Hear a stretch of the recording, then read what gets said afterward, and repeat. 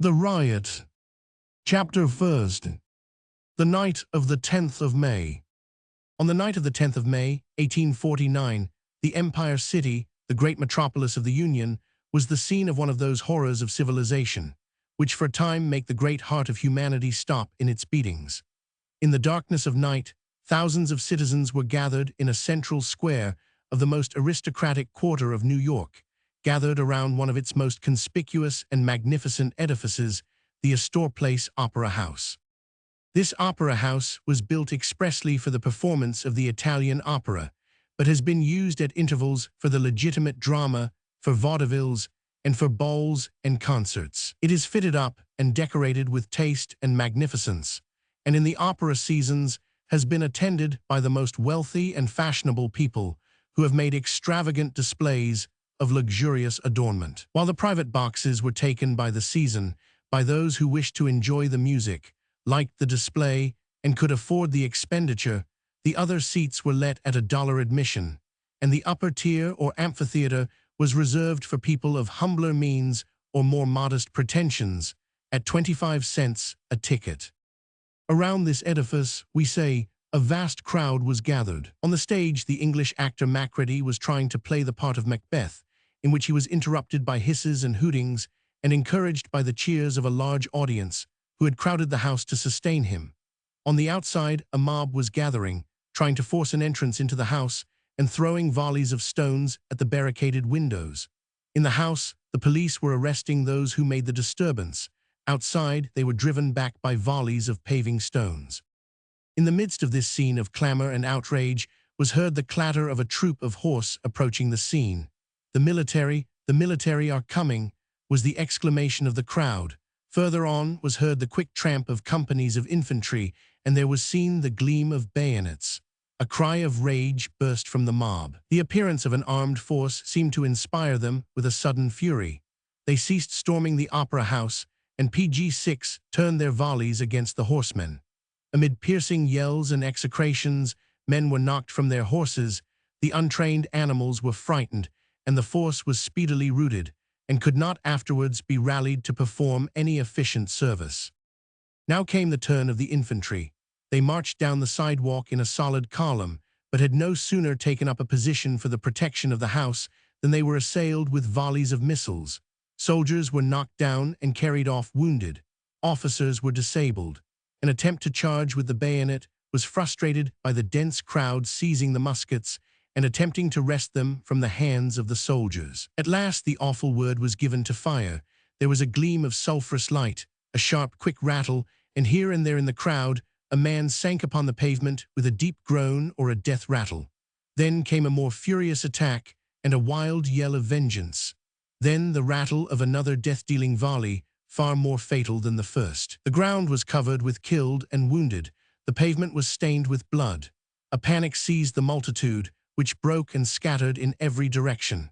In the darkness of the night, yells of rage, screams of agony, and dying groans were mingled together. Groups of men took up the wounded and the dead and conveyed them to the neighboring apothecary shops, station houses, and the hospital. The horrors of that night can never be described. We looked over the scene that misty midnight.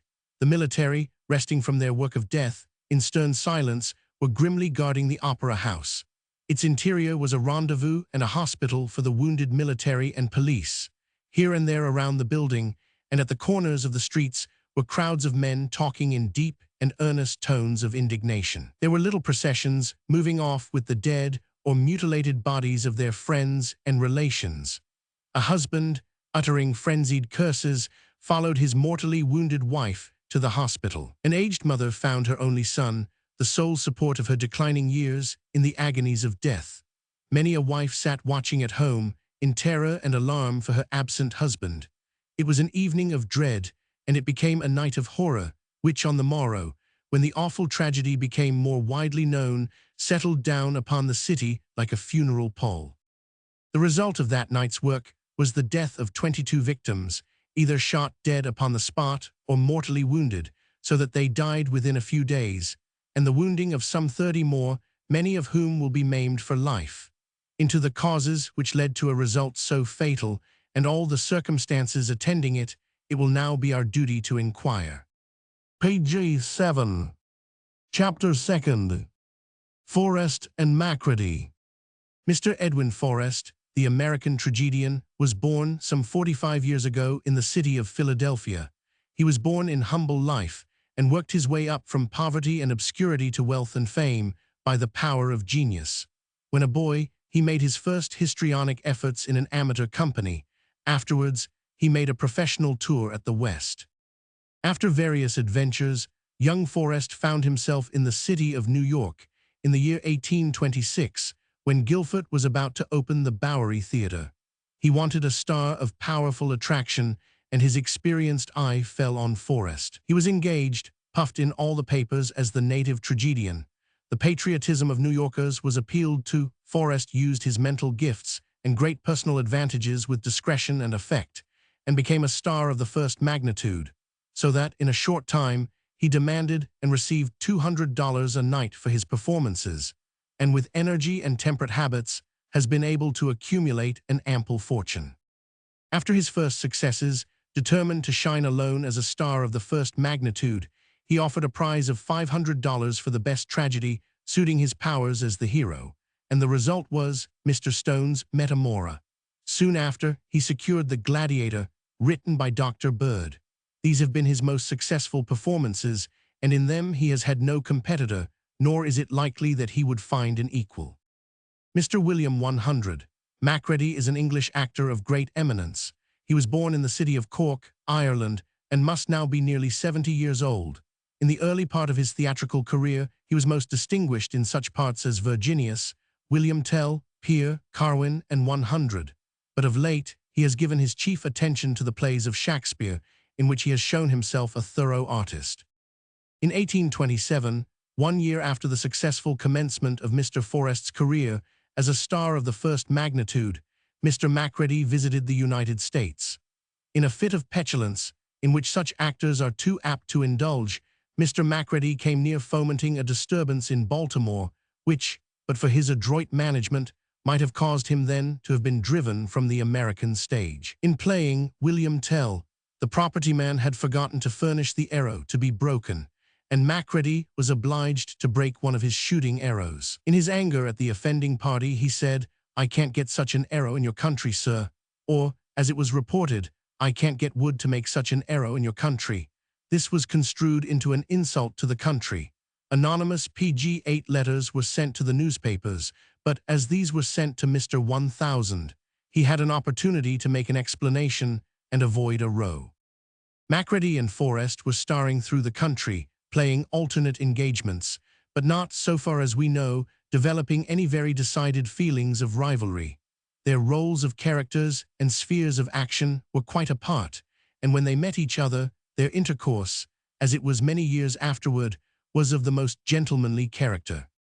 About the year 1835, Mr. Forrest went to Europe and spent some time in traveling on the continent, after which he returned to America for a short time, and then went back to England to fulfill professional engagements, in which he was so highly successful that on his return he was honored with a public dinner in Philadelphia, and about this time he was tendered a nomination to Congress by the Democracy of New York, before whom he delivered a 4th of July oration.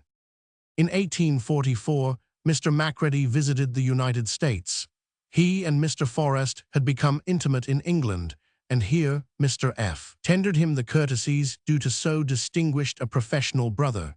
But it so happened that in most of the cities where Macready was engaged, there were more theaters than one, and, of consequence, rival managers. Where one of these had secured Mr. Macready, the other was anxious to get the best talent to be found to run against him, and there was no one so available as Mr. Forrest, who is not the man to refuse a profitable engagement, nor did any rule of courtesy require that he should do so. The result was that the constant rivalry of Forrest, though carried on in the most friendly manner, could not fail to injure the success of Macready. A certain degree of partisanship was everywhere excited, for Forrest was everywhere placarded as the American tragedian, and the tour of Mr. Macready was comparatively a failure. A sensitive man could not but feel this, and whether he made any complaint or not, his friends saw what the difficulty was, and felt not a little chagrined about it, and when Mr. Forrest made his next and last professional visit to England, this feeling among the friends of Macready, in the theatrical press and the play-going public, found its vent. The opposition to him was, from the first, marked and fatal, and so far as the metropolis was concerned, his tour was a failure. It was only in the provinces, away from London influence, that he met with any degree of success. There was no need of Mr. Macready taking any active part in this matter, and there is no proof that he did so, but much to the contrary. But Mr. Forrest hastily and indignantly, and we doubt not sincerely, charged it upon Mr. Macready, and one night when the latter was playing in Hamlet, at the theatre in Edinburgh, Mr. Forrest, who was seated in a private box, had the bad taste, as well as bad feeling, to hiss a portion of his performance in the most marked and offensive manner. The following letter from Mr. Forrest gives his own account of pg this affair, which differs somewhat from the statements of Mr. Macready's friends, as will be seen hereafter.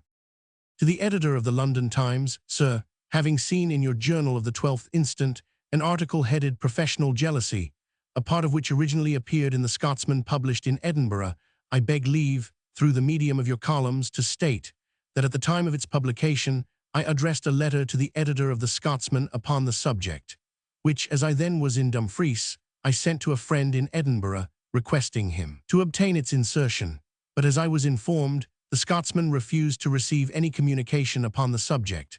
I need say nothing of the injustice of this refusal. Here then I was disposed to let the matter rest, as upon more mature reflection I did not deem it worth further attention. But now, as the matter has assumed a questionable shape by the appearance of the article in your journal, I feel called upon, although reluctantly, to answer it. There are two legitimate modes of evincing approbation and disapprobation in the theatre, one expressive of approbation, by the clapping of hands, and the other by hisses to mark dissent. And as well-timed and hearty applause is the just meed of the actor who deserves well, so also is hissing, a salutary and wholesome corrective of the abuses of the stage. And it was against one of these abuses that my dissent was expressed, and not, as was stated, with a view of expressing my disapproval of the manner in which Mr. Macready gave effect to a particular passage. The truth is, Mr. Macready thought fit to introduce a fancy dance into his performance of Hamlet, which I thought, and still think, a desecration of the scene, and at which I evinced that disapprobation, for which the pseudo-critic is pleased to term me an offender. And this was the only time during the performance that I did so, although the writer evidently seeks, in the article alluded to convey a different impression. It must be observed also that I was by no means solitary in this expression of opinion. That a man may manifest his pleasure or displeasure after the recognized mode, according to the best of his judgment, actuated by proper motives, and for justifiable ends, is a right, which, until now, I have never once heard questioned, and I contend that right extends equally to an actor in his capacity as a spectator as to any other man. Besides, from the nature of his studies, he is much more competent to judge of a theatrical performance than any soidicent critic, who has never himself been an actor. The writer of the article in the Scotsman, who has most unwarrantably singled me out for public animadversion, has carefully omitted to notice the fact that I warmly applauded several points of Mr. Macready's performance, and more than once I regretted that the audience did not second me in so doing. As to the pitiful charge of professional jealousy preferred against me, I dismiss it with the contempt it merits, confidently relying upon all those of the profession with whom I have been associated for a refutation of this slander. Yours respectfully, Edwin Forrest. March 1846. Times, 4th of April. Chapter 3rd. The quarrel recommenced in America. Mr. Forrest, chagrined by his failure in England and maddened at what he imagined to be the malign influence of Macready, returned to the United States after a vain attempt to secure an engagement in Paris, in which he supposed the same influence had pg defeated him. He had publicly hissed Macready in Edinburgh, had avowed the act, and given his reasons. His friends here felt much as the friends of Mr. Macready had felt in England, and when the latter last year came on another professional visit to the United States, he found that a bitter feeling had been raised against him, which found its first expression, so far as we know, in the following article that appeared in the Boston Mail on the morning of Mr. Macready's appearance at the Howard Athenaeum, Boston, Monday, Oct. 30th, 1848. Boston Mail, Oct. 30th, 1848. More about Macready, his abuse of Forrest in Europe, endeavours to put him down in Paris, London, and Edinburgh, his intrigue with Bulwer to prevent Forrest playing in Bulwer's pieces, his abuse of Americans. Mr. Macready has at length arrived, and next to the grand water celebration, will create such excitement as will emphatically mark the present epoch in Time's calendar. He plays this evening at the Howard Athenaeum and refuses to show himself for less than $1 a ticket. This was his price in New York, and with the exception of the first night, resulted in a beggarly account of empty boxes. We repeat what we said in a former article, that Mr. Pelby, the enterprising manager of the National Theatre, deserves immortal honors for not acceding to the dictatorial terms of this actor-autocrat. Although Macready saw fit on his opening night in New York, on being called out by some friends to slur a certain penny paper that had dared to express an opinion regarding his talents and conduct, we shall not by any means give him the retort churlish. We only pity his ignorance of the institutions of this country and hope for his own credit's sake that he will not, when he gets home, write a black book about American manners and 100, a La Trollope and others, but if he does, that he will spare us in the production of his brain. The reader will no doubt ask what fault we find with Mr. Macready. Has he not the same right as other men have to do as he pleases? We answer yes. He has a right to come to this country in the exercise of his profession. He has a right to demand $1 from every person who witnesses his acting, and if managers of theaters are willing to accede to his arbitrary proposals, he has certainly a right to make them. We complain not of any of these. Our charges against Macready are based upon more important grounds. It is his conduct in his own country in relation to Mr. Forrest that we are about investigating, his inhospitality, his crushing influence, his vindictive opposition, and his steadfast determination to ruin the prospects of that gentleman in England that we bring to his door. Let him deny them if he can. Every true American takes a pride in that which represents his country's interests, industry, and enterprise, and from the smallest commodity gathered from his soil to the loftiest labors of his genius, his ambition goes with it, and the strong arm of his power will protect it in every clime. Mr. Edwin Forrest is titled the American Tragedian. He is justly entitled to that honor. He has acquired it by his own labors. From a poor boy in a circus, he has arisen to be a man of fame and wealth, all of which he has lastingly gained by enterprise and talent, and secured both by economy and temperance. Every American-born man is willing that Mr. Forrest should wear this title, and when he visited England, they were anxiously interested in his success.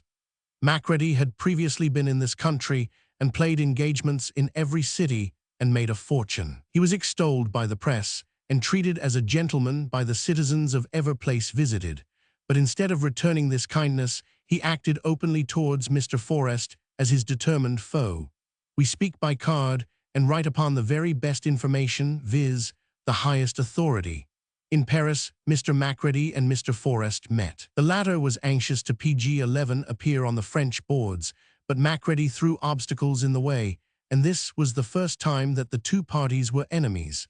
Mr. Mitchell, the enterprising lessee of St. James Theatre in London, took an English company of actors to the French capital, with Mr. Macready at the head of the list. Macready was to be the hero, the great attraction of Paris. He failed, however, to draw money to the treasury, and Mr. Mitchell lost a large sum by the speculation, or rather would have lost it, if Louis Philippe had not made him most liberal presents. Mr. Forrest had letters of introduction to Mr. Mitchell from his friends in London, but Macready was jealous, lest Forrest should prove to be the great star, and he cautioned Mitchell not to allow Forrest to appear. The result was that Mr. Mitchell refused to see Mr. Forrest. The parties returned to London. The hypocrisy of Macready is apparent in his note of invitation to Mr. Forrest to dine with him. The latter, knowing the intrigue that had been carried on in Paris between Macready and Mitchell, refused, as every high-minded man should, to dine with him. This is a very different version to that recently given by some of Macready's friends, if friends he have, that Forrest was offended because he was not invited to dine, as if such a man as Mr. Forrest could take offense at such a trifle, when at the same time he was invited to dine with many of the leading nobility of England, but especially of Scotland, where he passed several months as their guest. The next mean act towards Forrest, brought about through the influence of Macready, was when Mr. F. appeared at the Princess's Theatre in London. Mac had been endeavoring for a long time to effect an engagement with some London manager, but was unsuccessful. The success of Forrest stung him, and he resolved to put him down. It was said at the time that he or his friends actually hired men to visit the theatre and hiss Forrest off the stage, and Forrest was consequently received with a shower of hisses before he was heard. This mean conduct was followed up by the press, by which Forrest was most outrageously assailed, and not Forrest alone, but his country, which is proud to own him as one of her sons. Forrest and Macready next met in Edinburgh, and from this city were sent forth the grossest calumnies against Forrest. Macready was playing at the Theatre Royal in Hamlet. Forrest was present during the beginning of the piece. Mr. Forrest applauded several times, and as we are informed by an eyewitness, he started the applause when some brilliant effect had been given to a passage, so that the whole house followed him. But now comes Forrest's great sin, that giant sin which Mac will never forgive, the sin of hissing Macready for dancing and throwing up his handkerchief across the stage in the Pas de Mauquia. Mr. F. not only hissed, but the whole house hissed, and yet Macready dared to write to London that Forrest had singly and alone attempted to hiss him from the stage.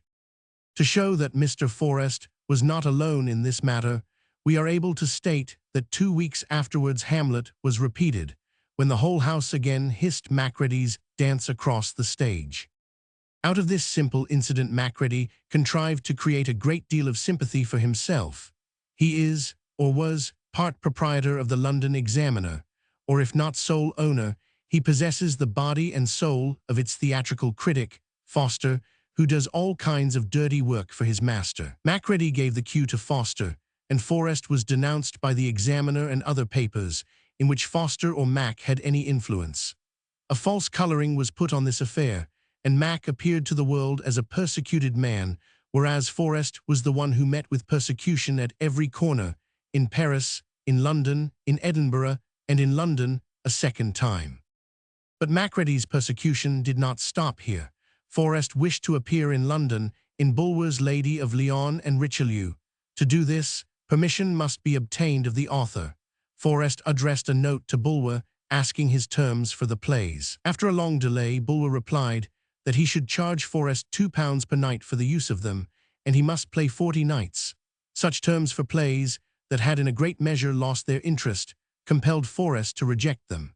It was ascertained that Macready and Bulwer had been much PG-12 together, and that the former had prevailed on the latter not to allow Forrest the use of his compositions.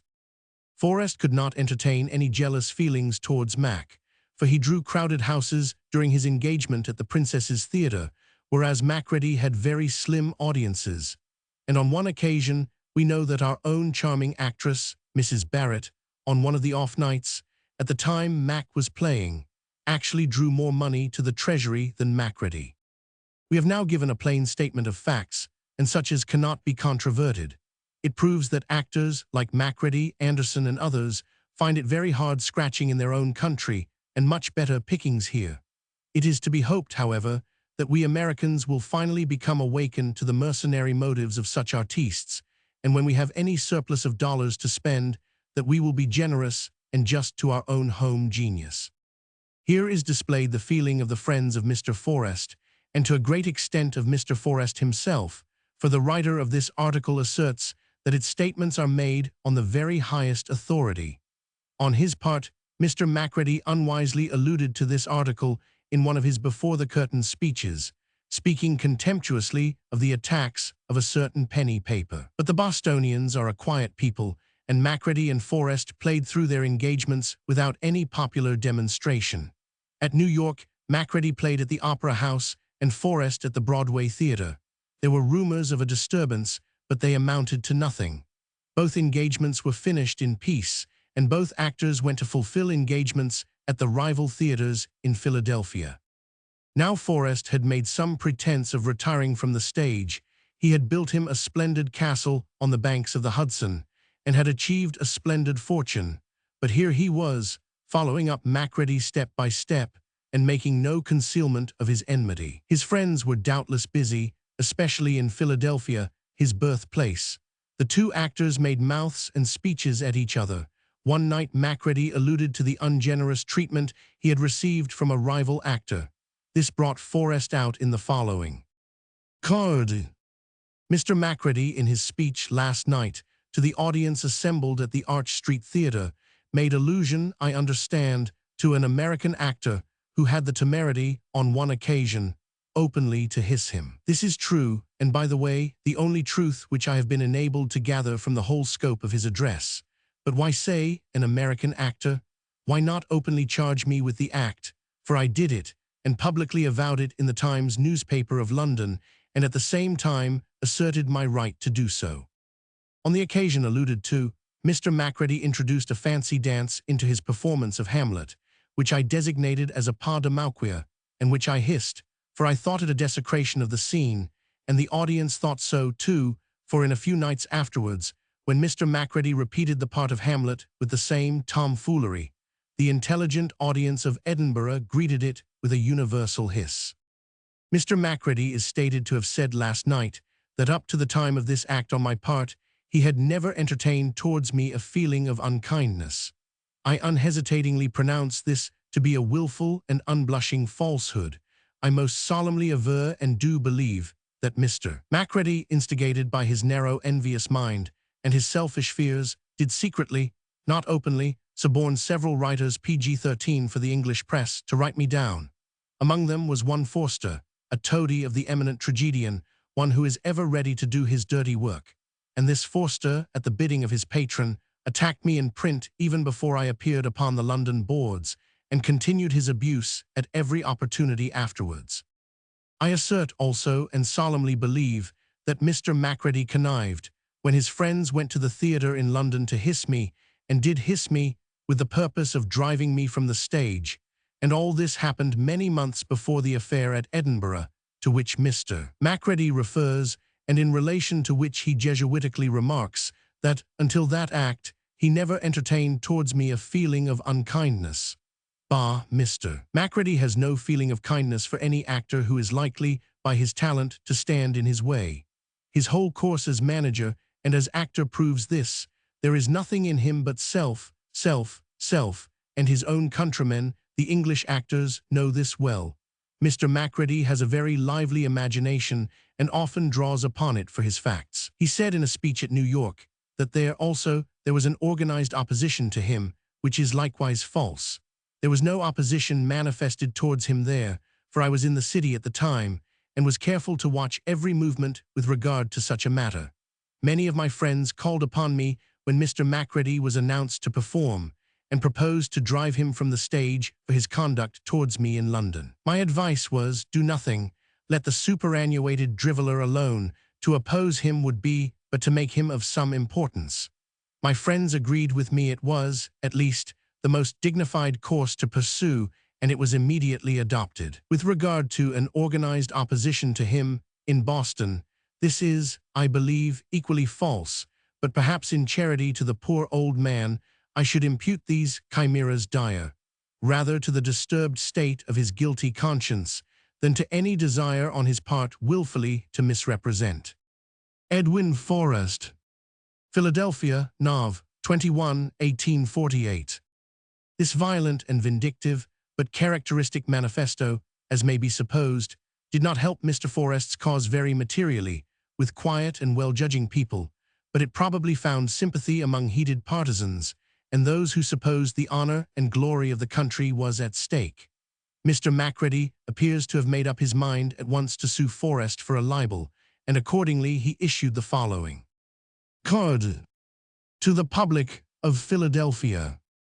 In a card published in the Public Ledger and other morning papers of this day, Mr. Forrest, having avowed himself the author of the statements, which Mr. Macready has solemnly pledged his honor to be without the least foundation, Mr. Macready cannot be wanting in self-respect so far as to bandy words upon the subject, but as the circulation of such statements is manifestly calculated to prejudice Mr. Macready in the opinion of the American public, and affect both his professional interests and his estimation in society, Mr. Macready respectfully requests the public to suspend their judgment upon the question, until the decision of a legal tribunal, before which he will immediately take measures to bring it, and before which he will prove his veracity, hitherto unquestioned, shall place the truth beyond doubt. Reluctant as he is to notice further Mr. Forrest's card, Mr. Macready has to observe that when Mr. Forrest appeared at the Princess's Theatre in London, he himself was absent some 100 miles from that city, and was ignorant of his engagement until after it had begun, that not one single notice on Mr. Forrest's acting appeared in the Examiner during that engagement, as its PG-14 files will prove. Mr. Forster, the distinguished editor, whom Mr. Macready has the honor to call his friend, having been confined to his bed with a rheumatic fever during the whole period, and some weeks before and after.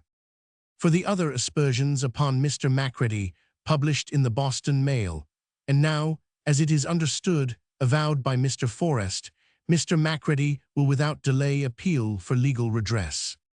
Jones's Hotel, Nov. 22d, 1848. Immediately after publishing the above, Mr. Macready committed to his counsel, Messrs. Reed and Meredith, of Philadelphia, authority to commence such legal proceedings as they might deem advisable, and preparatory thereto, he obtained from England the documentary evidence. As regards the charge of suborning the English press, it will be sufficient here to refer to the Times, Globe, Observer, Spectator, Morning Chronicle, Morning Post, Weekly Dispatch, Britannia, and 100 of dates Dec. 13, 14, 15, 16, and 100, which have indignantly and emphatically denied the charge, many of which denials have already been republished in the American newspapers. It appears, however, that when Mr. Macready came to consult his legal advisers, two eminent Philadelphia lawyers, they wisely advised him to let the matter drop and be satisfied with his reputation. So Macready went south and was feted and feasted in New Orleans to his heart's content, but to the grievous discontent of Mr. Forrest and his numerous admirers. In the meantime, Macready had written to England for evidence to prove that the statements in Mr. Forrest's Philadelphia card were libelous, and when he decided to give up his lawsuit, he caused these documents to be printed in a pamphlet, which, however, he soon withdrew from public circulation. There were letters from Edinburgh to prove that Mr. Forrest was alone in hissing the fancy dance in Hamlet, letters from the proprietor and theatrical critic of the London Examiner to show that Macready had not influenced any criticisms on Forrest in that paper, from Sir Bulwer Lytton, asserting that he had offered his plays to Mr. Forrest for a fair consideration, and had not withheld them at the request of Mr. Macready, with other equally pertinent documents. But what avail were these? The friends of Forrest felt sure that he had been shamefully treated in England by the friends of Macready, and whether he was a party to the matter or not, they meant to hold him responsible, and therefore it was determined that he should never play another engagement in New York, and that determination was enforced, but oh, at what a fearful sacrifice. Page 15. Chapter 4th. The plot thickens, the engagement at the Opera House, Macready driven from the stage. It must not be supposed that this was the first manifestation of patriotic indignation on the part of the friends of Mr. Forrest on account of his treatment in England. It was a deep and intense feeling, and was ready to burst out on any fitting occasion. It threatened Mr. Anderson, and in Philadelphia an effort was made to drive him from the stage, but a better feeling prevailed. Anderson was not charged with any ill will to Mr. Forrest, and the opposition to him was abandoned. Yet there were not wanting persons who contended that every English actor ought to be driven from the American stage, in revenge for the insult offered by England to this country in the person of Edwin Forrest. But when Macready, who was charged by Forrest himself with being the head and front of this offending, came to the United States, the flame of hatred was ready to burst forth, and the only wonder is that it remained pent up so long. On his return from the south, Messrs. Niblo and Hackett, who had taken the opera house for that purpose, announced that Mr. Macready would open an engagement on Monday night, May 7th. Mr. Forrest was playing at the Broadway Theatre. Previous to the commencement of this engagement, Mr. Macready gave a reading of a play of Shakespeare before the teachers of the public schools of New York and Brooklyn. The announcement of this engagement was the signal for an outbreak of long-smothered indignation.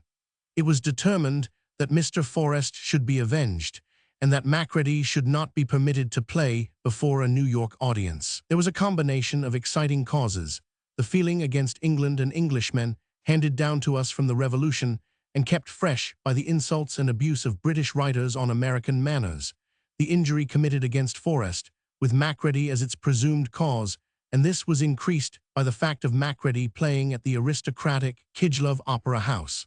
Far be it from us to justify these feelings. It is our duty simply to state the fact of their existence.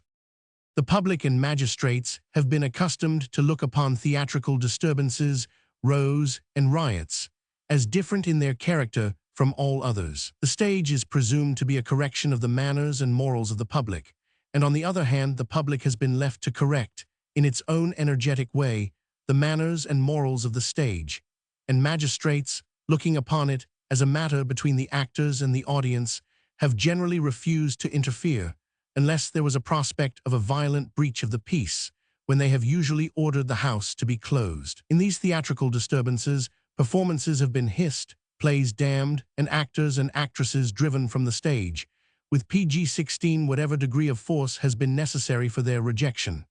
This has been the practice in the United States, as well as in Europe, and no actor in any free country has thought of acting with a posse of police at his back, much less a file of soldiers or a piece of artillery to defend his rights.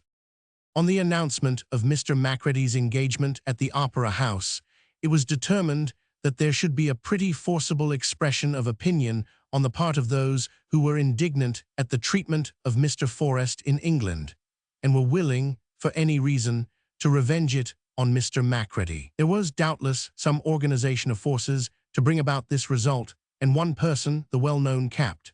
Rinders, admits that he purchased and distributed among his friends 50 tickets, with the understanding that those who used them were to assist in hissing Macready from the stage. Other sums of money were given, and when the night arrived, it was estimated by the chief of police that not less than 500 persons were engaged in the disturbance. The night came, the house was crowded, and there was an ominous-looking gallery. The curtain rose, and some of the actors, who were popular favorites, were received with obstreperous applause. But when Macready appeared upon the stage, in the character of Macbeth, he was assailed by a storm of hisses, yells, and a clamor that defies description. He stood his ground firmly, and the play went on, but not a word could be heard by the audience. It was in dumb show. The clamor rose higher and higher, and as hisses and threats, catcalls and yells were not enough to drive the obnoxious actor from the stage, less legitimate means were resorted to. Rotten eggs were thrown, pennies and other missiles, and soon still more outrageous demonstrations were made, and chairs were thrown from the upper part of the house, so as to peril life. The chief of police was present, with a number of policemen, but the rioters boldly defied the authorities, and no arrests were attempted. It is said in excuse that the rioters were in overpowering numbers, that they were prepared to resist and rescue, and that they had even prepared papers of gunpowder to throw into the magnificent chandelier. A large portion of the audience consisted of ladies, whose lives might have been endangered, and there was nothing to do but to stop the performance. The curtain went down, cheers were given for Forrest, and groans for Macready, and the crowd dispersed. Mr. Macready supposed that his engagement was terminated. He had no idea of ever making a second appearance, but his friends and the enemies of Forrest insisted upon a different course. He was assured that the public would sustain him, and the managers did not wish to lose the profits of his engagement. Mr. Hackett is a personal enemy of Forrest, and he was determined to play Macready against him at all hazards.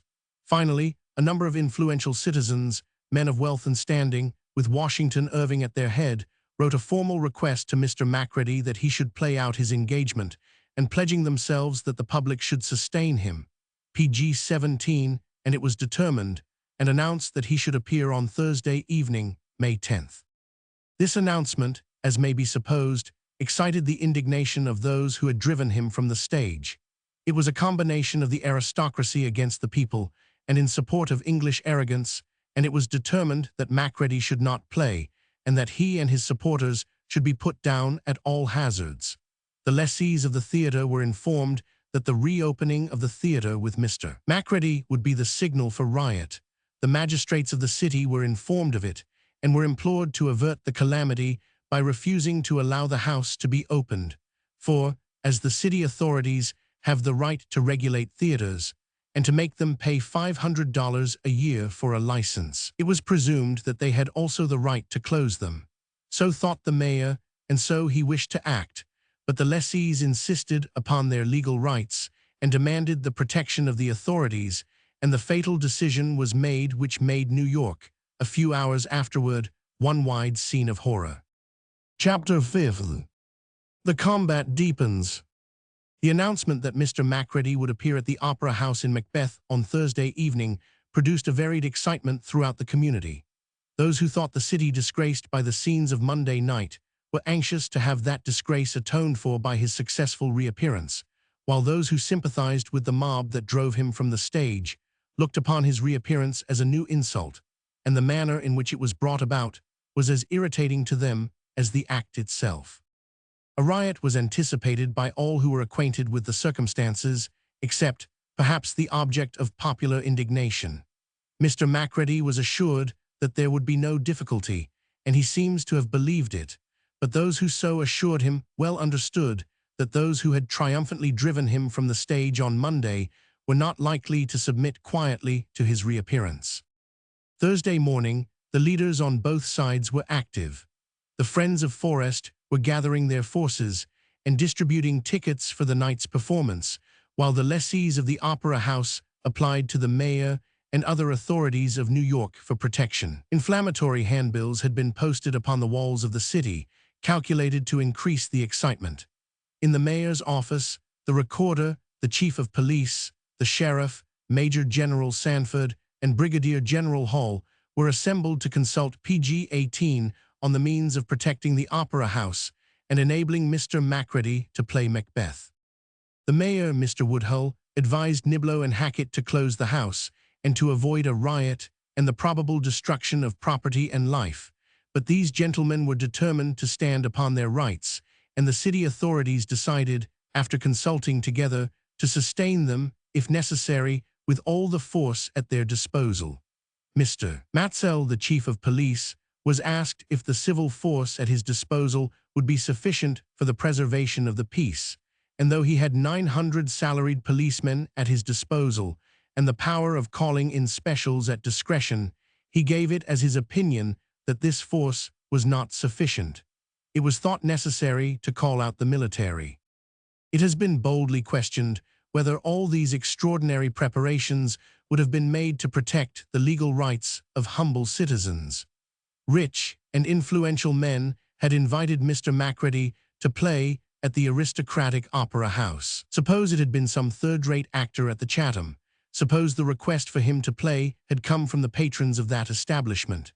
The abstract question of right would have been the same, but there are many who would doubt whether the city authorities would have taken the extraordinary measure of calling out the military, and this was probably the first time such a thing was ever done under any but the most despotic governments.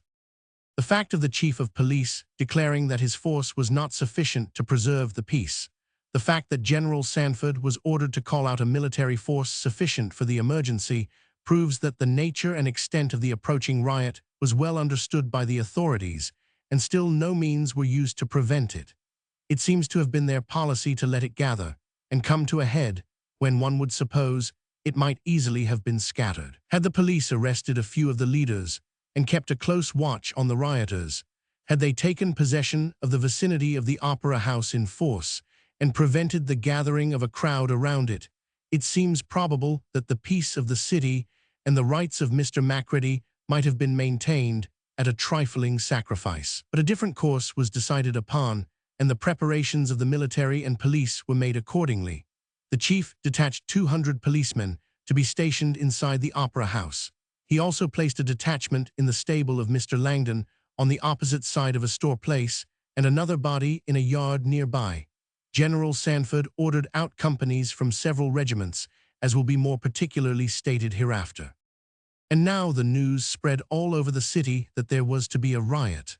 The warning out of large bodies of military was alone sufficient to excite curiosity, and yet, in all this excitement and anticipation of outrage, the mayor issued no warning proclamation. There was no one to tell hot-headed and misguided men that it would be at the peril of their lives if they disturbed the peace.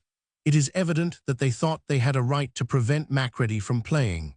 PG-19, they were doing no more by him than the English had done by Forrest, and they looked upon it as a piece of retributive justice. It must not be forgotten that New York for many years has been a very quiet city. For 10 years, there had not been one serious riot. The principles of law and order are habitually acknowledged and have seldom been violated. While Philadelphia has been, for years, the scene of the most disgraceful outrages, New York has not known a more serious disturbance than could be controlled by a few policemen. But in this case, everybody rushed into a fatal riot with a mad precipitation. The calling out of the military sent thousands to the scene of conflict, who would not otherwise have gone, swelled the crowd, encouraged the rioters, and contributed to the fatal result. It is easy to say, people had no business there, they ought to have kept away. It would be hard to show that those who were outside the house had not as good a right to gratify their curiosity as those within. But right or wrong, we know very well what people will do in such a case. Let it be given out that there is to be a disturbance at any place, and that the military have been called out to put it down, and the consequence will be a gathering crowd, and if there is the slightest seeming cause, a formidable riot.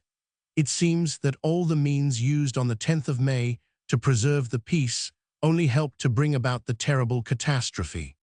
Mr. Forrest has been charged with actively fomenting these disturbances. Such a charge was made in the Courier and Enquirer, but it was promptly retracted under threat of prosecution for libel from Mr. Sedgwick, Forrest's legal counsel. It does not appear that he moved at all in the matter.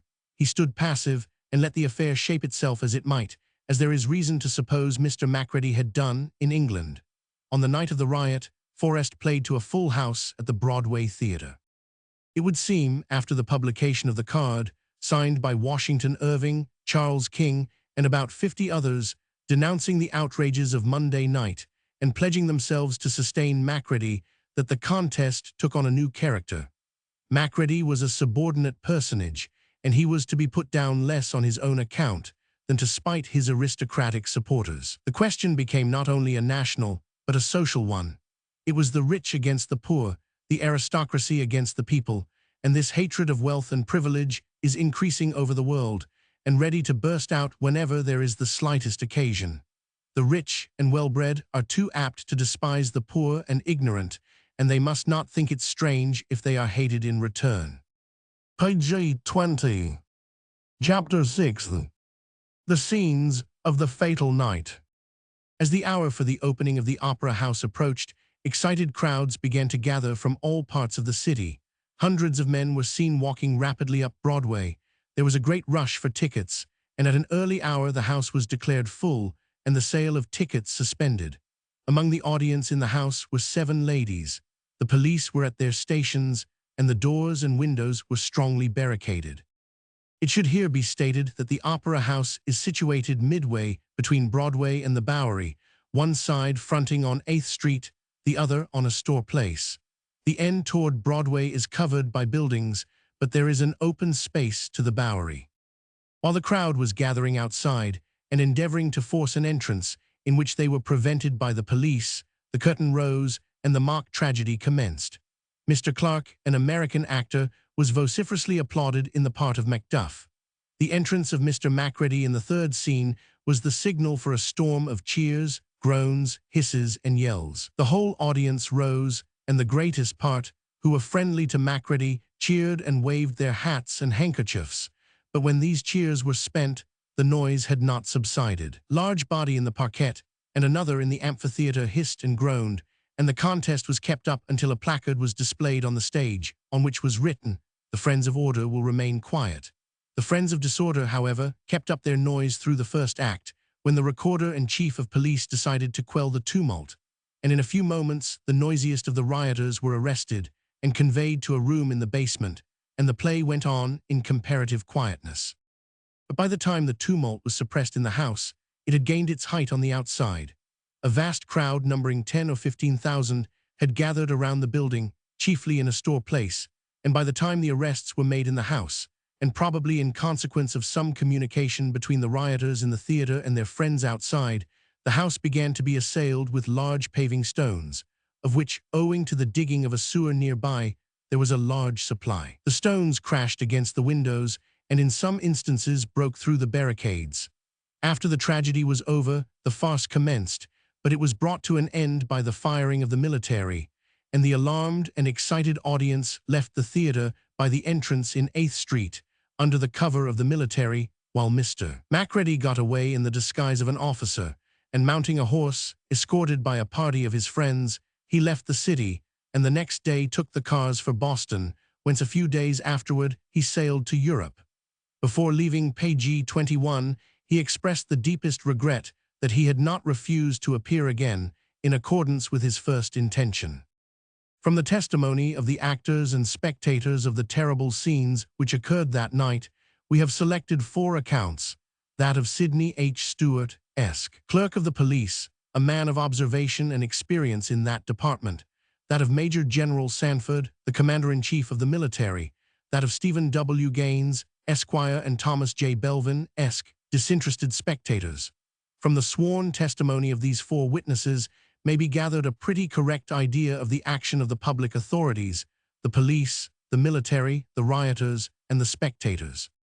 Testimony of Sidney H. Stewart. Sidney H. Stewart, clerk of the police, states what he saw and heard before the arrival of the military. "I left the Tombs that evening in company with Justice McGrath and arrived at the Astor Theatre about 7 o'clock. Soon after the doors were opened, the audience were assembling. On entering the house, I found the theater filled with people and a large body of the police. Most of the police magistrates were there. Judge Edmonds was there also. The understanding with the magistrates, Judge Edmonds, and the chief of police and recorder was that no arrest should be made in the house unless some overt act was committed, tending absolutely to a breach of the peace. The usual indulgence was to be allowed as to the hissing and applauding. That rule was observed. In the course of the evening, demonstrations were made by several in the parquet, by shaking their fists at Macready, threatening him with violence, by 12 or 15 persons, certainly not to exceed 20. An application was made at this time to the chief of police to arrest them and remove them from the house. He delayed the order for some time and finally sent for the recorder to consult with him on the propriety of making arrests. After a consultation, it was concluded to make the arrests, which was done. In less than 5 minutes, they were taken into custody and order comparatively restored. About this time, a great deal of hissing was heard in the amphitheater and loud applauding. The play was still going on. Several arrests were made in the amphitheater by order of the chief of police and recorder. About this time, the first breach of peace on the house was a large paving stone which came through the window into the house. The house continued to be assailed from those without. An alarm was given that a fire was below under the dress circle. It was soon extinguished. Large stones were thrown at the doors on 8th Street, smashing in the panels and doing other damage. The police were ordered into 8th Street, say 15 men. On my going into the street, I saw a large concourse of people, but those near the door of the theater were mostly boys, who were apparently throwing stones. Several of them were arrested by the police and brought in. I cannot say how many were aiding in the disturbance, but certainly a very small proportion to the crowd collected. The policemen arrested some 6 or 10 of them, and the attack on the door in 8th Street ceased. The attack then, after these arrests, was made with more violence on the front of the theater in Astor Place. A very large crowd was collected, yet I could pass in and out with ease, comparatively. This crowd did not appear to be very turbulent. A very large number appeared to be citizens looking on and not aiding in the disturbance. The majority of those throwing stones were boys from the ages of 12 to 18 years. Several of the policemen at this time complained of being struck with stones and badly hurt. The policemen kept making arrests and bringing them in. I cannot say how many. The crowd appeared to be increasing and more dense. The mob appeared to be determined to accomplish some particular act. There seemed to be a strong determination, although they only threw stones. The force of policemen on Astor Place amounted to from 50 to 75. The mob then continued to throw stones. The military then came. Page 22. Testimony of Major General Sanford. I am Major General commanding the military forces of this county. On Thursday last, I received a message from the mayor requesting me to come to his office. I went there and found the magistrates named by the mayor assembled. The mayor informed me of the object of my being sent for. The mayor has stated correctly my reply when I was asked in relation to the expediency of issuing an order to call out the military. After it was decided to issue the order, it was understood by the magistrates present that the effort should be first made by the civil authority to preserve the peace, and that the military should not be called out until that effort failed. I left the mayor's office after this understanding, and then received this order. Mayor's Office, City Hall, May 10, 1849. Having reason to apprehend a serious riot this evening, which will require more force to preserve the peace than is possessed by the police, Major General Sanford is requested to hold a sufficient military force in readiness to meet the apprehended emergency. 100 S. Woodhull, Mayor. After receiving this order, I ordered 1 regiment, the 7th of Infantry, to assemble at the artillery drill rooms, and 1 troop of light artillery with 2 6-pound field pieces to muster at the arsenal. I directed a small detachment of infantry to protect the pieces. The regiment, when assembled, on account of the shortness of the notice, consisted of but little over 200 men. The regiment is known to the citizens by the title of the National Guard. I went myself in the evening to the artillery drill rooms and informed the magistrate that I would remain there to await orders. I understood there was to be a large police force at the theater. Many of the magistrates thought this force would be sufficient without the military. The regiment was under the command of Calderia. There are 8 captains in the regiment. I cannot say they were all present. Caps, Shumway, Underhill, Pond, and Price were present. We remained there until a verbal message came to me from the sheriff, the purport of which was that a mob had attacked the house and driven in the police force and were assailing the building. This was between 8 and 9 o'clock, as well as I can remember. On receiving this notice, I immediately ordered the regiment to get ready for marching and to distribute their ammunition, which consisted of 1,000 rounds of ball cartridges. I sent at the same time an order to the arsenal yard for the horse belonging to the regiment to come up immediately to the drill rooms and march with us to the grounds. The horsemen carried only their sabers. The troops were put on the march and moved rapidly up Broadway to Astor Place. The field pieces were left at the arsenal. No order was given to the artillery. I was not aware, until I got to the ground, of the extent of the mob. I thought the force I had with me, in connection with the police force, would be sufficient to preserve the peace.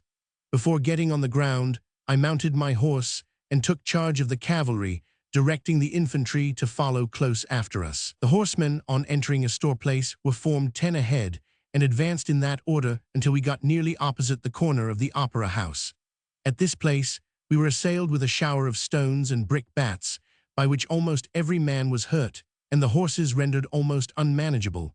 The men pushed rapidly through Astor Place, and through the whole distance were assailed with a shower of stones. The infantry followed them. The mob extended from Astor Place to the Bowery. The mounted men, being conspicuous marks, received most of the stones and were driven off the ground. I dismounted, returned through the mob, and took charge of the infantry. They were halted in line across the open space beyond the theater, with a dense mob on both sides of them, who were assailing them with all sorts of opprobrious epithets and frequent volleys of stones. I ordered Calderia to form a column of division for the purpose of clearing the ground in the rear of the theater, intending afterward to go to the front. The columns were formed promptly and moved forward through the mob until stopped by an excavation in the ground, which I had not previously seen, on account of the darkness of the PG-23 night. We filed around this broken ground and cleared the rear of the theater, the mob retreating before us as we advanced. 2 bodies of troops were stationed at each end of the theater, extending across the street. I then sent in for the sheriff and chief of police. Mr. Matzel furnished sufficient of the police to take the place of the 2 lines of military, and the whole were then put under march, passed through 8th St. to Broadway and around into Astor Place. The sheriff, at my request, accompanied us. We moved down Astor Place until we got a little past the center of the theater. The mob partially retreated to the middle and opposite side of the street. They commenced an attack on the military by throwing paving stones. The paving in this vicinity had been taken up for the purpose, as I was informed, of laying down water pipes and building a sewer. I ordered the regiment to be divided and to form in 2 lines across the street. The right wing advanced toward the Bowery and the left toward Broadway, with the view of driving the mob each way from the front of the theater. During this period, the men were constantly assailed with showers of stones and brickbats, and many were seriously hurt. A number of men nearby in Gen Hall were struck with stones and dangerously injured. After giving this order, I advanced toward the middle of the street to Captain Shumway, who led the 1st Company, with Carl Duryea by his side, being outside myself next the mob. The sheriff was behind me. At this time we were assailed by a volley of stones, by which about 8 out of 11 of the 1st platoon were more or less injured. Myself, Carl Duryea, and Capt. Shumway were injured. At this time a pistol was fired by some man in the mob, by which Capt. Shumway was wounded in the leg, and as I believe, Gen Hall in the face. Previous to this, the crowd had been repeatedly notified by Gen Hall and myself, and by other persons whose voices I did not recognize, that they must disperse or they would be fired upon. I was at this time partly knocked down, and when I arose, I found 3 or 4 of the front rank partly down, and the head of the column forced back toward the Opera House, the shower of stones at this time being incessant. Orders were then given by myself and repeated by Carl Duryea to charge bayonet. The attempt was made, but the crowd was so close upon the troops that there was no room for the troops to charge, and some of the men had their muskets seized by the crowd. The troops by this time were forced back to the sidewalk. I stated to the sheriff that it was impossible to maintain our position without firing. I several times called out to the crowd that they must fall back or we would fire. After this, the sheriff gave the order to fire. Gen Hall, who was a short distance from me, made an exclamation to fire over their heads. The order to fire was repeated by myself and Carl Duryea, and the men fired once over the heads of the crowd against Mrs. Langdon's house. A shout then came from the mob. "They have only blank cartridges, give it to them again," and another volley of stones came instantly. The troops were then ordered to fire again. I think the order was given by myself and Gen Hall. Gen Hall said, "Fire low." Then, for the first time, the mob began to give way. The troops then moved forward, crossing the street and driving the crowd before them until the troops got near the corner of Lafayette Place. The mob here rallied at the corner of Lafayette Place on one side and at the corner of the theater and the broken ground on the other side, and advanced, throwing volleys of stones. Several of the troops were hurt severely, and orders were given for the troops to fire, one half obliquely to the right, the other half to the left, upon these 2 bodies of men. This was done, and the crowd fell back into Lafayette Place and the broken ground behind the theater. There was no firing after this. The mob kept a constant attack upon the troops for some time with stones and brickbats. The whole number of military engaged in the conflict was 210, one half of the line toward Broadway and the other toward Bowery. The mob has been variously estimated from 10 to 20,000. Previously to leaving 8th St. to go around to the front of the theater with the troops, I sent up the light artillery and the portions of the 6th Regiment that was to support it. They arrived after the firing had ceased. 1 gun was placed toward the Bowery and the other toward Broadway. The infantry were stationed, and the mob were again told that unless they left, they would be fired upon and the artillery used if necessary. The mob dispersed, and the firing ceased. Upwards of 50 men of this small detachment of 210 men, PG-24, were injured, chiefly before the firing commenced. I do not believe that the troops could have withdrawn in safety when the order was given to fire, and that they could not have maintained their position without firing. During a period of 35 years of military service, I have never seen a mob so violent as the one on that evening. I never before had occasion to give the order to fire. Testimony of Stephen W. Gaines. Stephen W. Gaines, sworn, says, I am a counselor at law residing at No. 180 East Broadway. On Thursday evening last, I was at the corner of Astor Place and Lafayette Place. I stood upon a pile of boards. I stood there from 8:30 until after the last discharge of musketry. From the place where I stood, I had a fair view of the Opera House. When I first got there, the space between us and the theater was filled with people, but not densely crowded at that time. I saw persons throwing stones at the principal entrance and at the windows of the Opera House. They were nearly in front of the Opera House, sometimes a single stone, and at other times a volley. About 50 feet in front of the house was the principal scene of action. The street toward the Bowery was filled with people. There were no stones thrown from the quarter where I stood, and there were so few actually stoning the house that it was a surprise to those witnessing it why the police did not stop it. The first I saw of the military was the horse, and then followed the infantry. They came from Broadway, past the Opera House in Astor Place, and took their stand near the 4th Avenue. I saw no opposition. In about half an hour I saw the horse troops pass up Astor Place towards Broadway. I should have left upon the arrival of the military, but so many coming upon the sidewalk, I could not get out. Within a short time after, the infantry passed up in front of the house. I saw the fire from the discharge of the muskets as it left the barrels, as the lamps were out.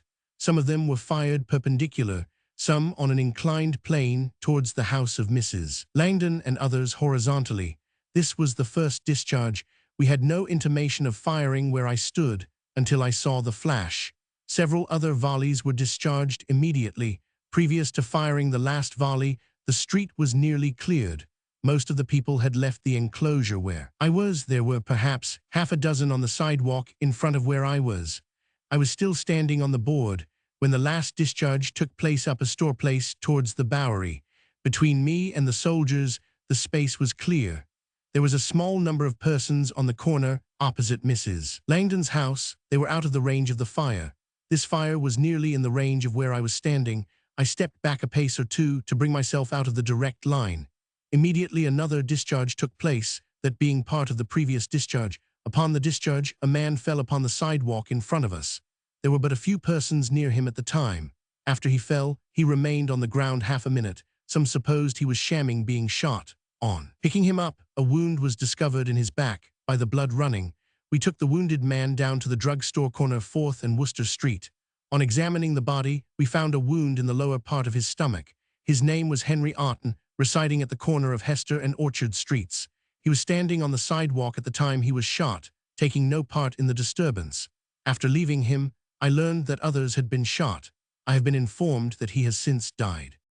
Testimony of Thomas J. Belvin. Thomas J. Belvin, residing at number 133 King Street, Boatman.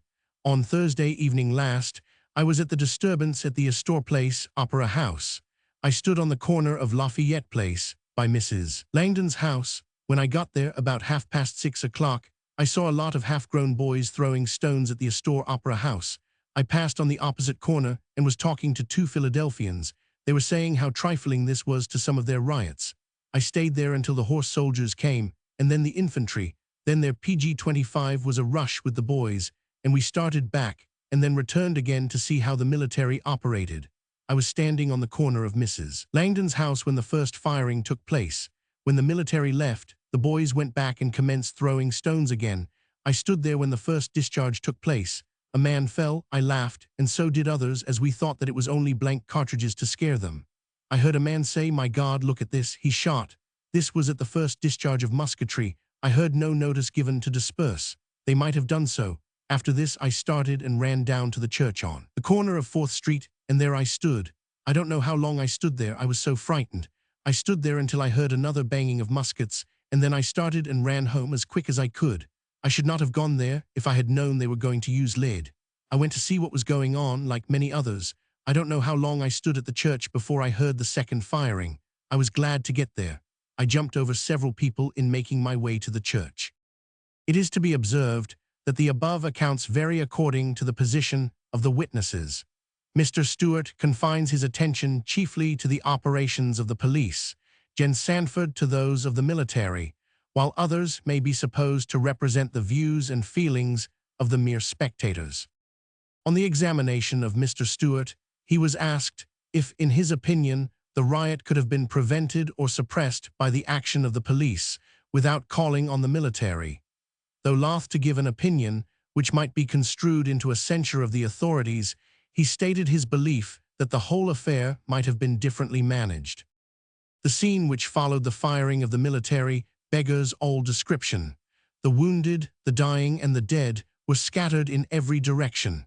There were groans of agony, cries for help, and oaths of vengeance. The dead and the wounded were borne to the drugstores at the corners of 8th Street and Broadway and 3rd Avenue and others in the vicinity, and surgeons were summoned to attend them. Some were conveyed by the police to the 15th Ward Station House, and a few carried to the City Hospital.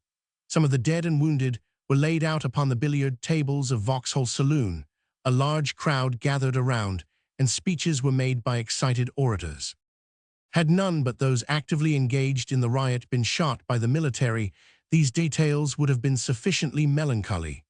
But even then, we are to consider that the men who composed the mob may have acted, under ordinary circumstances, like honest and respectable citizens. A mob is composed of the same men in a state of temporary insanity, and they should be treated accordingly. Sober and quiet citizens, acting under such a temporary excitement, have committed the greatest outrages. They should be restrained, but not sacrificed, unless under the most imperative necessity. But in this case, very few of the active rioters were injured, the greater part of the killed and wounded being either spectators or persons passing by the scene. Thus, Bridget Fagan was walking with her husband along the Bowery, shot through the leg, and died at the hospital. Mr. Stewart, an old retired merchant, was severely PG-26 wounded in the neck while standing in the Bowery, and Mr. Collins was shot dead while getting out of a car of the Harlem Railroad. W.M. 100. Russell, a lawyer, had his arm shattered while passing around the corner of the Bowery. Mr. Livingston, standing in St. Mark's Place, 2 blocks off, was severely wounded. There were many more such cases. Of those who were shot down in the immediate vicinity of the Opera House, the greater portion were taking no part in the affair. Mr. George W. Gedney, a broker in Wall Street who had a wife, to whom he had been married but little more than a year, and 1 child, was shot instantly dead as he was standing inside the railing by the Langdon mansion. At the first volley, a ball pierced his brain. His wife knew he had gone to see the riot, and she had had a presentiment of some disaster. She sat watching and waiting for her husband, for it was the first time he had been out at night without her since their marriage. She waited until 4 o'clock in the morning in an agony of terror, when, unable to endure the suspense any longer, she rushed into the street, went to the house of one of her husband's friends, roused him from his slumber, and begged him to go and seek for her husband. The man went and found poor Gedney a cold corpse. Mrs. Gedney was sitting at the window when he returned and motioned for him to come to her, but he shook his head mournfully and passed by in silence. She knew that her beloved husband was no more. Her neighbor, who had not the courage to tell her the awful tidings, sent his wife to comfort her. This is but one of many such cases of domestic affliction produced by the events of that night of terror. Chapter 7. The day after the riot, popular excitement, Coroner S. Inquest, list of the killed and wounded. The morning of the 11th of May was one of sad excitement in the city of New York. The extent of the calamity, the number of the dead and wounded, made a deep and solemn impression. Public opinion was very much divided.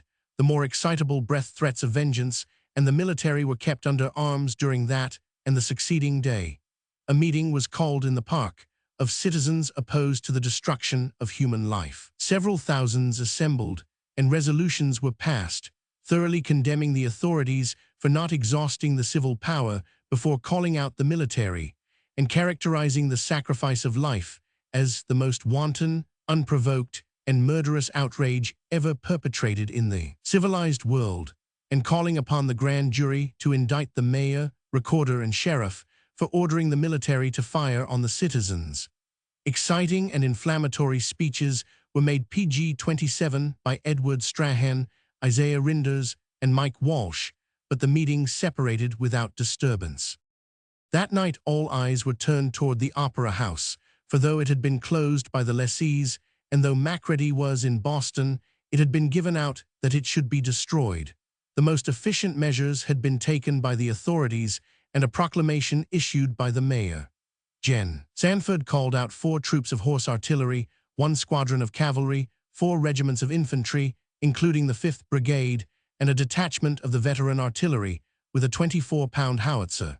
The artillery was planted so as to sweep the streets around the building, and the infantry and cavalry stationed at a convenient distance.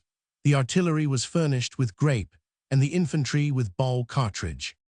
At dark, an immense crowd filled the streets around the opera house, but the military took possession of the ground, dispersed the mob, and barricaded the approaches to the scene. The mob, most violent at first in Broadway, having been driven from that position, made an attack upon the troops in the Bowery and severely injured several of the soldiers, but the police, aided by the military, arrested or dispersed the offenders. At about 9 o'clock, the mob erected a barricade across 9th Street near the Bowery to defend themselves from the cavalry, but it was stormed by the police. At one time, the attack upon the city guard was so severe that they were ordered to load, and the recorder proclaimed that another shower of stones would bring one of lead in return, but fortunately the volleys ceased. Bonfires were kindled, but these only made the leaders of the riot conspicuous and aided the police to arrest them. About 30 arrests were made, the mob driven off in all directions, and at midnight order was restored. Half this efficiency the previous night would have saved all bloodshed. Order was restored, and though it was reported that a large number of persons had come from Philadelphia expressly to take part in a riot, the peace of the city was not again disturbed. On Saturday morning, the coroner assembled a jury who proceeded in carriages to view the bodies of those who were killed. After viewing them and witnessing a surgical examination of each, the inquest was continued at the hall of the Court of Sessions. The mayor, recorder, sheriff, chief of police, and several military officers and citizens were examined. We have given some of the most important of the testimony. The jury retired at 6:30 on Sunday evening, and after being out a short time, returned the following verdict. We believe that Geo. A. Curtis, John MacDonald, those. Islewood, George Lincoln, Timothy Burns, Henry Arton, George W. Brown, W.M. Butler, George W. Taylor, Owen Burns, those. Bellman, Neil Gray Mellies, Asa F. Collins, W.M. Harmer, those. Kiernan, Matthew Cahill, Geo. N. Jedney came to their deaths by gunshot wounds from balls fired by the military during the riot before the Opera House on Thursday evening, 10th May inst., by order of the civil authorities of the city of New York, and that the circumstances existing at the time justified the authorities in giving the order to fire upon the mob. We further, page 28, believe that if a larger number of the police had been ordered out, the necessity of a resort to the use of military might have been avoided. New York, May 14, 1849. James H. Perkins, foreman. O. H. Wilson. Leonard H. Heger. James Cropsey. Samuel Rayner. Joseph B. Brewster. Geo. W. Dawson. William Ballog. W. M. Banter. J. 100, Baldwin. Leander 1000, Sammies. Edward 100, Robinson. W. M. S. Smith. Those S. Miller. 5 other persons, in a few days afterwards, died of their wounds. The following is believed to be a complete list of all the killed and wounded. List of the killed. George A. Curtis. Age 22 years, born in Chautauqua, printer, shot through the lungs. John MacDonald. Aged 15 years, born in Ireland, shot through the breast. George Lincoln. Aged 35 years, appeared to be a sailor, shot in the abdomen. Thomas Islewood. Aged 19, born in Halifax, a clerk, shot in the thigh, died after amputation of the limb. Timothy Burns. 16 years, a printer, shot through the right lung. Henry Arton. 22 years, grocer, shot through the breast. He died in the 15th Ward station house in presence of his aged mother. George W. Brown. From Boston, clerk, ball passed through left lung. William Butler. 24 years, ship joiner, shot through the head. George W. Taylor. 21 years, house carpenter, shot through the head. Owen Burns. 24 years, born in Ireland, a cartman, shot through the head. Thomas Bellman. 17 years, born in Ireland, labourer, shot through the neck. Neil Gray Mellies. 27 years, the musket ball passed directly through the heart, left a wife and one child. The deceased was a nephew to ex-alderman Neil Gray of the 10th Ward. Isaiah F. Collins. 45 years, born in this state, business a house agent. The deceased received a ball in the neck as he was descending from the railroad car. William Harmer. 16 years, a butcher, was brought to the Bellevue Hospital early on Friday morning, having received a ball in the abdomen. He lingered until 4 o'clock in the afternoon, when death relieved his earthly suffering. He was a native of St. John's, New Brunswick. Page 29. Thomas Kernan. 21 years, born in Ireland, a waiter, shot in the right cheek, the ball passing into the brain. Matthew Cahill. 26 years, born in Ireland, labourer, widower, shot through the right breast, one child. Timothy McGuinn. 19 years, labourer. The deceased was residing with his mother in the rear of No. 107 West 13th Street and died soon after being brought home. George W. Jedney. 34 years, born in New York, a broker, resided at No. 82 7th Street. The deceased received a musket ball directly through the brain.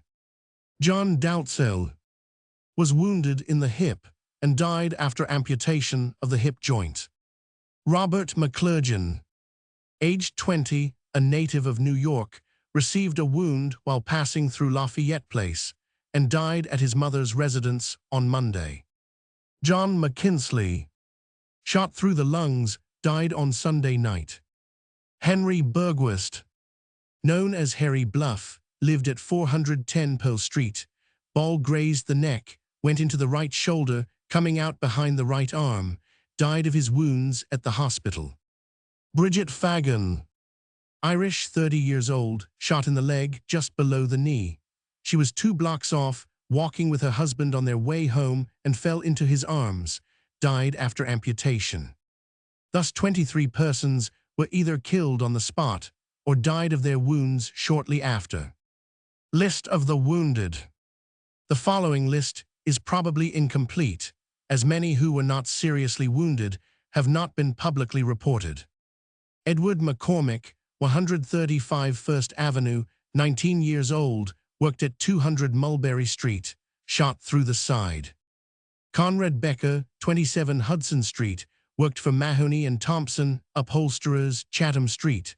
Ball went through the right thigh. George N.K., 28 years of age, merchant, boarded at 107 Chambers Street. Ball in the right breast, going entirely through. Frederick Gillespie, a boy, shot through the foot.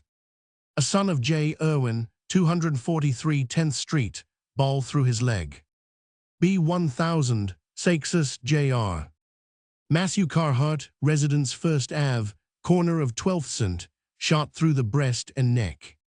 Mr. Stewart, of the late firm of Coley, Stewart & Co., Mobile, retired merchant, while standing in the Bowery, was shot in the neck. Mr. Philip Livingston, a young man who was standing in St. Mark's Place, PG-30, was badly wounded, the shot entering the forearm and coming out near the thumb. Lute J. Brown, son of Prof. Brown, residence 42 Crosby Street, was shot as he came out of the amphitheater door. Deacon A. 1000, Collins, of the Allen Street Church, was also shot. William Selleck, 23 years of age, residence 227 7th Street, dangerously wounded by a shot, a spectator. A young Philadelphian, name not ascertained, badly shot through the thigh. Mr. Brayested, of the firm of Secker & Co., spectator, shot through the knees. WM 100. Russell, Esquire, a lawyer of Wall Street, left his residence in 4th Avenue about 10:30, and while passing the corner of Lafayette Place, had his left arm shattered by a ball. Mr. Marshall Lefferts, of the firm of Messrs. Geo. B. Moorwood and Co. 14 and 16 Beaver Street, while on duty as an officer, was knocked from his horse by a stone and seriously wounded. One of the National Guards had his jawbone broken by a paving stone. Lorenzo 500, Snell of Philadelphia, 49 Bayard Street, was shot through the thigh. Mrs. Brennan, housekeeper for Mr. Kernachan, corner of 2nd Avenue and 9th Street, while passing up the Bowery on her way home, leaning upon the arm of a man, was struck by a ball in her left thigh, which passed through the fleshy part of this and the right thigh without injuring the large vessels or the bones. Stephen Cahoe. Mr. Vanderpool was wounded with a ball at the corner of the eye. A boy by the name of Stone. An instance of heroism is related of one of the wounded, who, when the surgeon was about to examine his case, said, "Never mind me now, but look round and see if there is not someone who needs you more than I do." The speech was worthy of Sir Philip Sidney. The lives of such men ought not to be lightly sacrificed. Of the military and police, a large number were wounded, some of them severely, by paving stones. Capt. Shumway received a flesh wound with a pistol shot. The military performed their duty generally with commendable coolness. Some, it is said, laid down their arms rather than fire, and others fired into the air. But on the whole, they did quite sufficient execution, especially on those who were not actively engaged in the riot. Chapter 9th. Where lies the blame? The dead are sleeping in their quiet graves. Day by day, time brings its consolations to the afflicted, but has society no lesson to learn from the horrors of which we have given as full a description as could be given by looking at the mere surface of things? We have shown the causes which produced this dreadful sacrifice of human life, this massacre of innocent and unoffending citizens. For PG-31, many of the killed were truly such. Let us endeavor to turn the terrible lesson to some useful account. Those who were actively engaged in the scenes we have described experienced different feelings in regard to it. The mob was made up mainly of well-meaning, but ignorant, rash, and misguided men.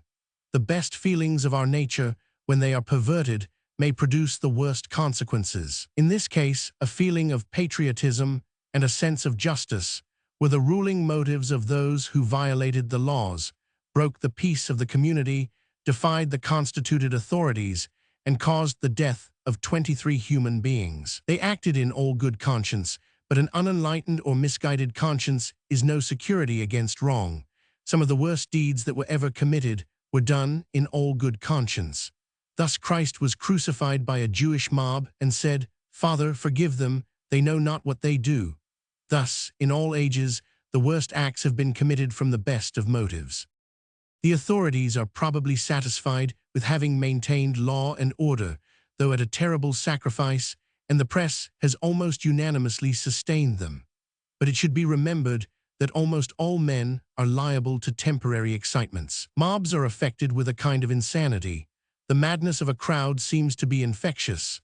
These rioters may, in their calm moments, be good and quiet citizens.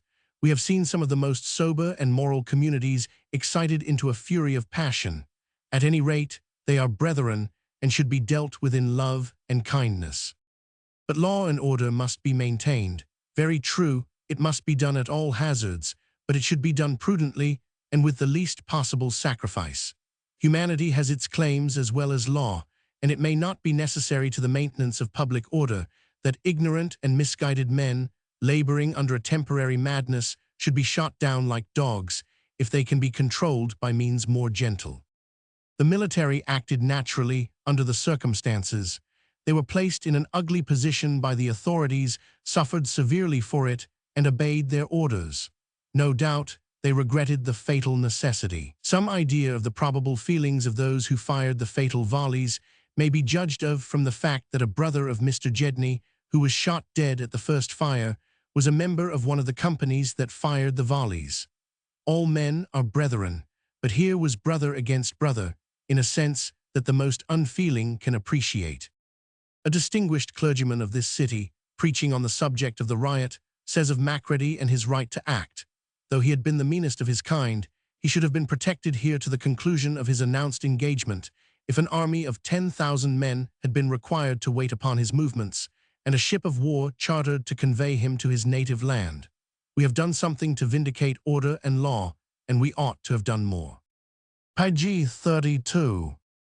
A zeal for the rights of Mr. Macready and his friends, and for the cause of law and order is commendable, but it must not be forgotten that other rights must have been violated, or this riot could never have taken place. Those ignorant men had a right to education, and to such conditions of cultivation as would have made them intelligent men and good citizens. They would never have raised their hands against society had society done its duty to them. Before they committed this wrong, they had been most deeply wronged themselves, and it would be better to provide 10,000 schoolmasters to instruct people than 10,000 soldiers to prevent the result of their ignorance. Men can be zealous and indignant about the rights of play actors or their patrons, and we have no disposition to deny their rights or to interfere with the lawful exercise of them. But they forget in how many ways the rights of our brethren are violated, and not a word is said in their behalf. Give every man the natural and social rights that belong to him, and we should have few crimes and outrages to complain of, and law and order could be maintained without standing armies or ships of war. When we go deep into the investigation of social wrongs, we shall find that society brings upon itself the very evils it attempts to subdue. Society, by an unjust distribution of the avails of industry, enables a few men to become rich, and consigns a great mass to hopeless poverty, with all its deprivations and degradations. This poverty produces ignorance, the sense of injustice, groveling tastes, and a loss of all high ambition. The only wonder is that under such circumstances of wrong and outrage, men are so forbearing, so honest, and so orderly. The only wonder is that more crimes are not committed against both property and life. Thousands of poor people know that they are robbed and plundered every day of their lives. They feel bitterly the hardships and injustice of their lot, but how calmly do they wait God's justice to set them right. How few of them comparatively attempt to right their own wrongs and to seize upon a portion of what society withholds from them. This terrible tragedy is a lesson to us all. None can escape its warning. We are all responsible, all guilty, for we make a part of a society that has permitted thousands of its members to grow up in poverty and ignorance and exposed to the temptations of vice and crime. This mob is but a symptom of our social condition, and it points out a disease to which we should lose no time in applying a proper remedy. The end.